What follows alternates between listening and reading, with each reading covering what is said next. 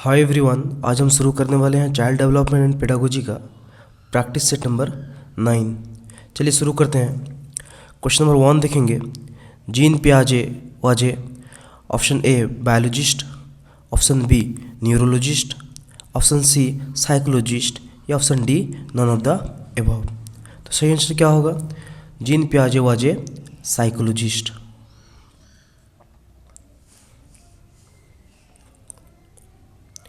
Question number 2 देखेंगे।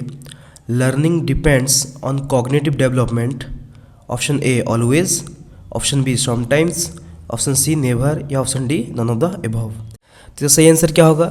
Learning always depend on cognitive development.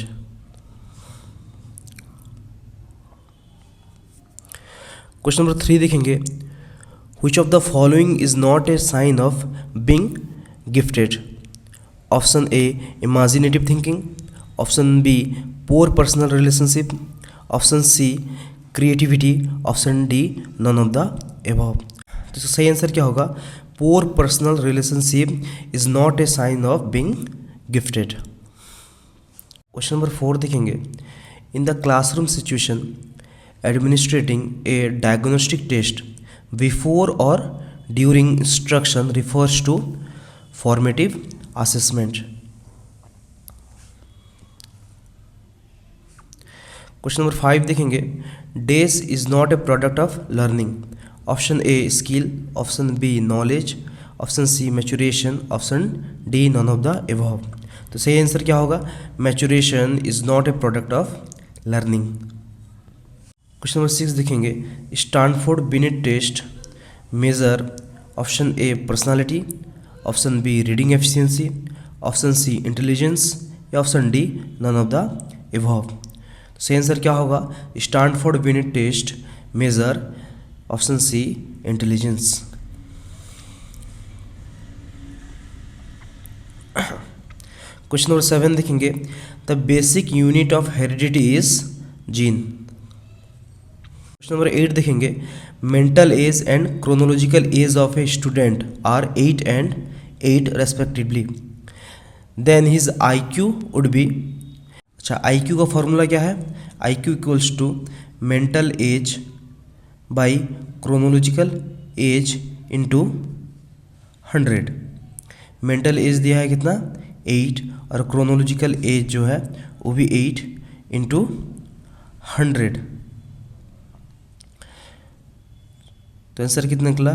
8 कटा है यहाँ पे, आंसर निकला 100। IQ कितना निकला? 100। और 90 से 110 IQ वाले स्टूडेंट को हम क्या बोलते हैं?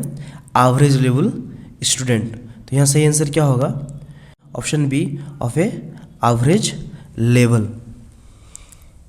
देखिए 140 and above gifted student, 120 to 140 very superior, 110 to 120 superior, 90 to 110 average student. Question number 9 देखेंगे। Education that teaches the values of cultural diversity is known as multicultural education. Question number 10 देखेंगे। Kohlberg's theory of moral development is consisting of 6 level of moral development. यह है stages of moral development 1 2 3 4 5 6। Question number 11 देखेंगे। The concept of mental age was first introduced by Alfred Binet. Question number 12 देखेंगे। The principle of spiral versus linear advancement is associated with growth and development. Question number 13 देखेंगे। The this word emovere indicates a state of action and to move. The Latin word emovere indicates a state of action and to move.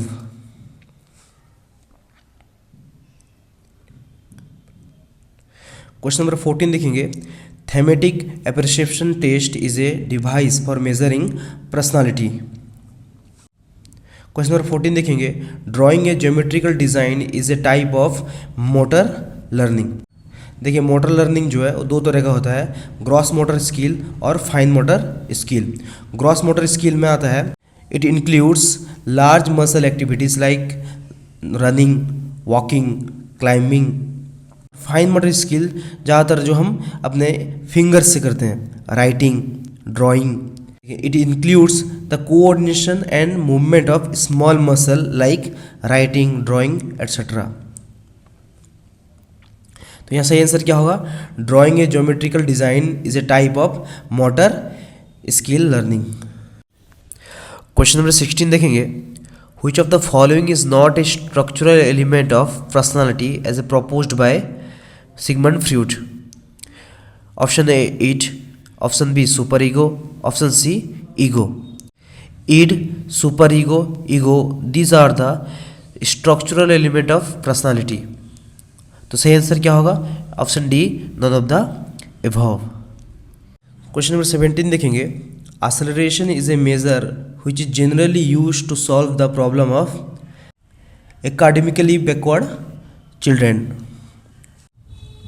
Question number 18 देखेंगे, Rorschach ink blot test is an projective technique for measuring personality. Question 19 देखेंगे, which of the following can be treated as the best adjustment mechanism?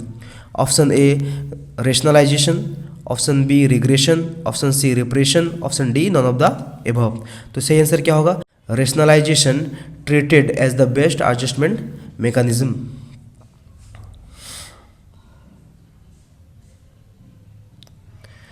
Question number 20 देखेंगे, डेज describes the child as a moral philosopher. Kohlberg describes the child as a moral philosopher. Question number 21 देखेंगे, the causes of learning disabilities are. Option A genetic factor, option B organic and environmental factor, option C both of A and B. तो सही answer क्या होगा? The causes of learning disabilities are genetic factor, also organic and environmental factor. Question number 22 देखेंगे, the concept of emotional intelligence was first formally defined in 1990 by. Option A Peter Salovey, option B John D Mayer, या option C both A and B. तो सही answer क्या होगा? Option C both A and B, Peter सालोवे और John D मायर। Question number 23 देखेंगे, which of the following refers to the ability of a student to speak two language fluently is known as bilingualism. Question number 24 देखेंगे, in the hierarchy theory of Maslow the needs are classified as physiological need, self actualization need, needs to belong, esteem need, safety need. पहला क्या आता था हमारा? Physiological need.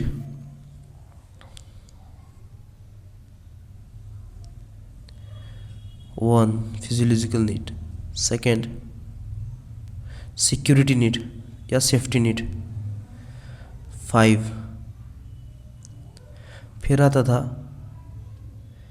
Needs to belong, 3 फिर आता था esteem need,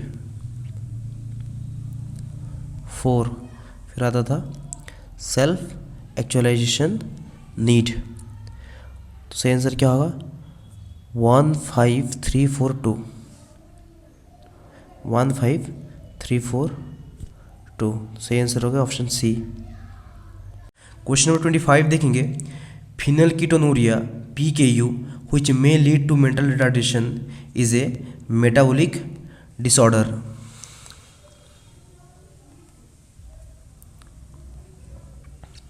question number 26 देखेंगे, the smallest meaningful unit in the structure of language is called morpheme. Morpheme क्या है? Is the smallest unit of meaning that can be broken of. Phoneme is the smallest unit of sound that makes a difference in pronunciation and meaning. और syntax क्या है? Structure of language. Question number 27 देखेंगे, when the learner follows the specific method from general to specific then the method is called deductive method. चलिए देखते हैं deductive method है क्या।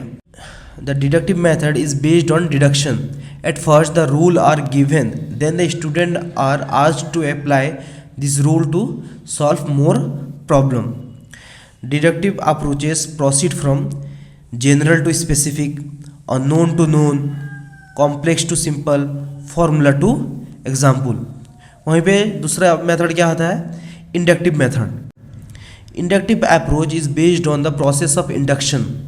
It is a method of constructing a formula with the help of sufficient number of concrete example. Inductive approach proceed from particular to general, known to unknown, simple to complex, formula to example. यहाँ पे formula to example नहीं, example to formula होगा.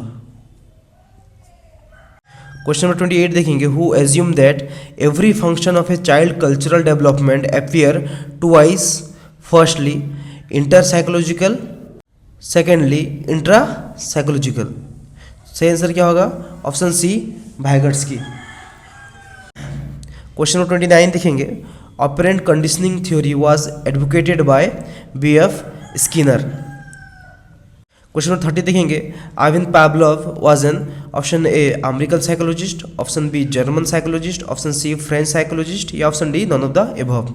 Ivan Pavlov was an Russian psychologist. तो सही answer क्या है, option D none of the above.